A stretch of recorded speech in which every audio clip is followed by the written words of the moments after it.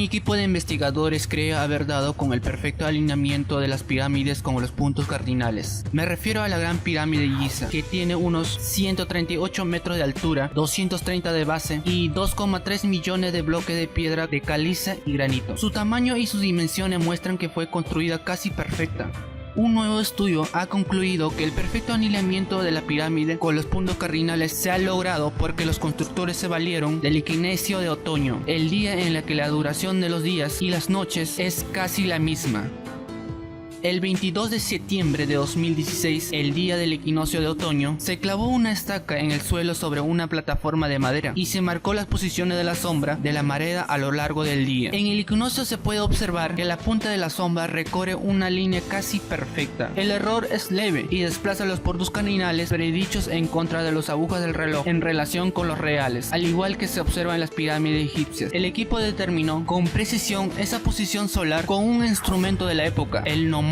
Se trata de una vara que mide el recorrido de su sombra tras clavarla en el suelo. El investigador ha reconocido que es imposible saber si los egipcios llegaron a usar este método o no, porque sus diseños y planos no han llegado hasta nuestros días. Puede ser incluso que llegaron a usar varios métodos distintos. Pero al menos la técnica del equinoccio de otoño tiene dos grandes ventajas: es sencilla y precisa.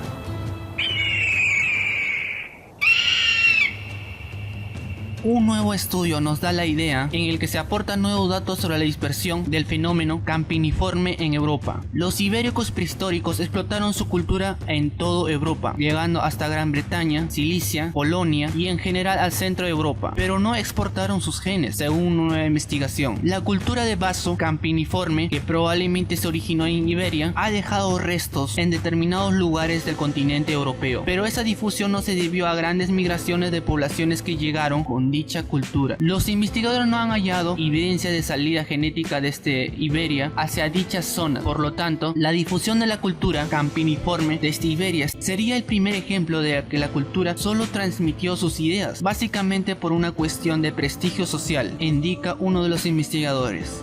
Estamos hablando de hace unos 4700 y 4400 años, pero posteriormente llegaron grandes migraciones de Centro Europa hasta las Islas Británicas y posteriormente hasta la península ibérica, y muchos de estos casos reemplazaron el 90% de la población. Es decir, que los neolíticos que construyeron Stonehenge, que tenían mayor afinidad genética con los neolíticos ibéricos que con los de Centro Europa, casi desaparecen y son reemplazados por la población de la cultura campaniforme de Países Bajos y Alemania. Este estudio incluye ADN de 400 esqueletos prehistóricos de la edad de cobre y la edad de bronce, 226 de los cuales fueron enterrados junto a objetos campaniformes, el cual ha sido desarrollado por un equipo internacional de 144 arqueólogos y genetistas de instituciones de Europa y Estados Unidos. Esta investigación esclarecería la duda que se tenía sobre el origen y expansión, y ha sido un debate entre la comunidad científica. Lo que no se habría sabido con certeza si esta dispersión fue causada por la migración de personas o por una transmisión de cultura, o por combinaciones de ambos factores, pero con esta investigación concluirían que solo fue exportado las ideas.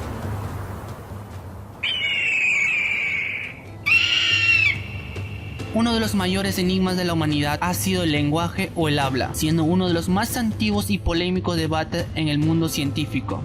¿Quién dijo la primera palabra? ¿Fueron los seres humanos anatómicamente modernos o una especie ancestral? ¿O cómo o cuándo surgió el habla? Ahora una nueva publicación nos dice que el arte rupestre pudo haber influido en el desarrollo del lenguaje o el habla. Para ser más específico, se estima que nuestra especie tiene aproximadamente 200.000 años de antigüedad. El lenguaje humano a menudo se considera que tiene al menos 100.000 años. Esta publicación, proporcionada por un lingüista, fundamenta que algunas características específicas del arte rupestre pueden proporcionar pistas sobre cómo evolucionó nuestra capacidad de desarrollo en el lenguaje simbólico y multifacético. Una clave de esta idea estaría en el arte rupestre, que a menudo se encuentra en puntos calientes acústicos, donde el sonido hace eco con fuerza, como han observado algunos estudios según el investigador. La convergencia del sonido y el dibujo, que es lo que los autores llaman una transferencia de información de modalidad cruzada, una convergencia de información auditiva y arte visual, habría permitido a los humanos primitivos mejorar su capacidad de transmisión simbólica pensativo. Por lo tanto, los artistas de las cavernas no solo habrían sido pintores, más bien pudieron haber estado involucrados en un proceso de comunicación. Sin embargo, el profesor lingüista admite que es muy difícil de comprender cómo apareció el lenguaje humano en la evolución.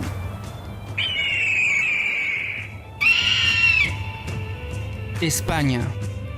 Esta noticia es algo controversial, pues en 2012 un grupo de arqueólogos concluyó que cierta serie de pinturas rupestres encontrados en España habían sido pintados por los neandertales. Sin embargo, otros científicos se quejaron de la modalidad de uso para la datación de la pintura y pusieron en duda que los neandertales tuvieran la capacidad para el pensamiento simbólico. Ahora, gracias a una técnica de datación actualizada, los científicos han demostrado una vez más que los neandertales son la fuente más probable de esas pinturas. Para ello han acudido a la datación de uranio-torio, que proporciona resultados mucho más fiables que los métodos como la datación por radiocarbono. El método del uranio implica fechar depósitos de carbonato que se han acumulado en la parte superior de las pinturas rupestres. Según los investigadores, este método viene siendo utilizado por los geólogos varias décadas, pero solo los últimos años han sido utilizados por los arqueólogos para obtener fechas de arte rupestre. La datación se llevó a cabo en 3 cuevas, las cuales Maltrevieso, La Pasieja y La Malacueña de Artales, de hace alrededor de 64.000 y 66.000 años. Esto querría decir que hace 20.000 años antes que los humanos modernos llegaran a Europa, lo que implicaría que las pinturas probablemente fueron hechas por los neandertales, cuyos antepasados los Homo erectus. El estudio demostraría una vez más que los neandertales tenían la capacidad para el pensamiento simbólico.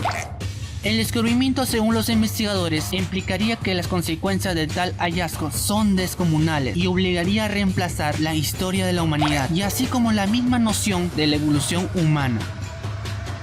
En un video pasado en este canal teníamos por noticia que los neandertales no podían realizar dibujos debido a que no estaban expuestos a peligros en el momento de realizar sus cazas. Cabe aclarar que en los últimos años hemos tenido noticias o estudios de los neandertales, dándonos a conocer que eran capaces de crear armas muy sofisticadas, incluso mejor que los Homo sapiens. También debemos tener en cuenta de que hablamos de ciencias como arqueología, antropología o paleontología. No son ciencias precisamente exactas, sino que más bien los estudios por radiocarbono o ADN son usadas para interpretar lo que pudo pasar. Ahora bien, si teóricamente es posible que los humanos modernos ya estuvieran en la zona en aquella época, digo teóricamente porque no sabemos cuál vaya a ser la reacción de la comunidad científica, pero no habría evidencia paleontológica o arqueológica para apoyar la presencia de los humanos modernos en Europa hace 44.000 años. Por el contrario, sabemos que los neandertales tuvieron toda Europa durante ese periodo de la historia. ¿Y usted qué piensa de todo esto? ¿Cree posible que los neandertales eran capaces de crear pinturas rupestres? ¿O incluso que eran mucho más capaces que los Homo sapiens, es decir, nuestros ancestros? Esas nuevas dataciones están perfectamente en una línea lógica de la investigación científica de los últimos 10 años. Significa, sabemos la utilización de pigmentos en Europa en un tiempo muy antiguo. Sabemos que los neandertales han hecho objetos de adorno personal y además sabemos desde 5 años que hubo una mezcla genética con el hombre moderno. Entonces todo este ámbito del texto neandertal se ha cambiado muchísimo en los últimos 10 años. Ahora mismo el arte rupestre ya no se puede definir como un comportamiento único y exclusivo del hombre moderno, pero ya pensábamos que tiene también parte del mundo moderno.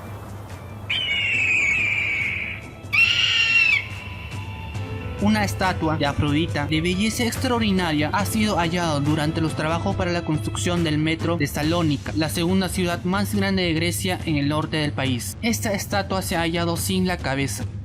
En el mismo lugar aparecieron recientemente unos mosaicos que también fueron halladas en la reconstrucción del metro. Los hallazgos arqueológicos son una de las principales razones del retraso de la construcción del metro de Salónica, que comenzó en 2016 y cuya conclusión estaba inicialmente prevista para comienzo de 2013.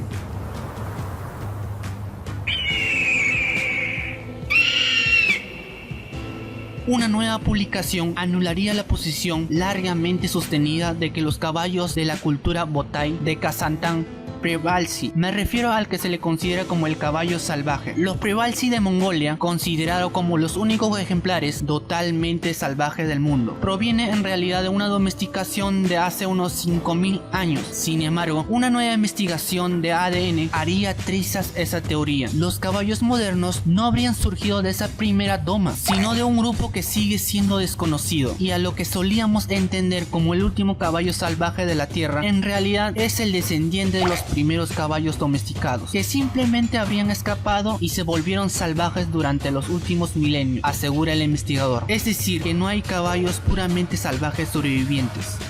El equipo de investigación examinó los genes de 88 caballos antiguos y modernos de una variedad de épocas y en lugares de todo Eurasia. El análisis encontró que muchos de los primeros caballos tenían pieles de estilo talmata blancos y moteados. Estos caballos alguna vez vagaron libremente a lo largo de la frontera entre Mongolia y China. Irónicamente, actualmente se le consideraba a la especie en peligro de extinción, al que deberíamos conservar, pero ahora con este estudio se deberá considerar como el descendiente más cercano de los primeros caballos domesticados.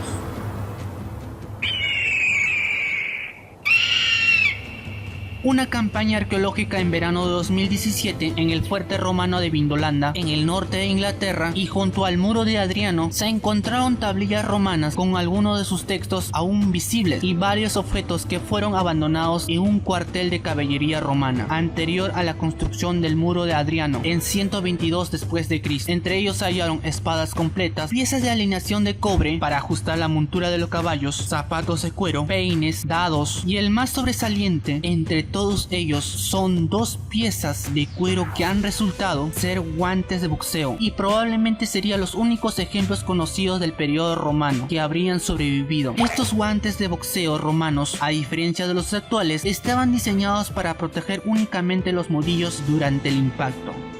El boxeo en el antiguo, tanto en el griego como en el romano, está bien documentado. En el ejército romano era una actividad marcial que se practicaba con el objetivo de perfeccionar las habilidades y el estado físico.